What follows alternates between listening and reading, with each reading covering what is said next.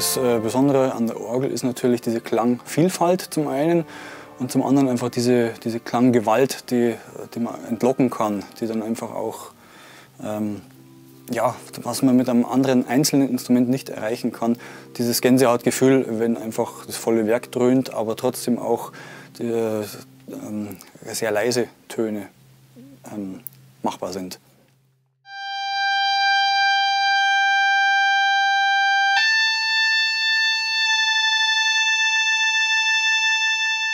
Was ich jetzt gemacht habe, ist die turnusgemäße Stimmung, die Generalstimmung.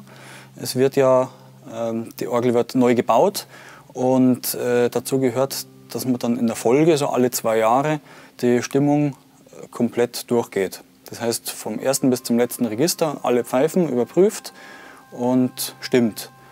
Dazu gehört auch eine technische Überprüfung. Das heißt, ich muss einfach gucken, ob alle Funktionen, die die Orgel hat, auch funktionieren. Ob alle Koppeln funktionieren, ob die Setzeranlage funktioniert, ob irgendwas, ja, irgendwas klappert, was nicht sollte. Das sind meine Aufgaben.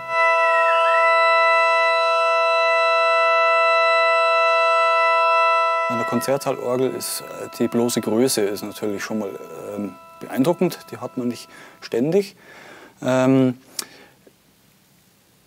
Also die Orgel ist ja vor meiner Zeit gebaut worden. Also man sieht da natürlich, wie sich die Entwicklung, wie das vorangeschritten ist. Man hat einfach, ich sehe aus meiner Warte her, wie wurde 2005 oder 2004 gebaut im Vergleich zu heute, um das einzuordnen. Und ich sehe einfach, dass die Kollegen sehr gut gebaut haben damals.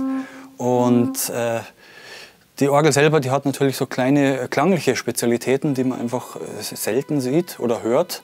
Und da habe ich einfach als Orgelbauer die Möglichkeit, das dann auch live zu sehen und zu hören und zu lernen, was es alles für Möglichkeiten gibt. Man muss ja jedes Instrument klanglich an den Raum anpassen.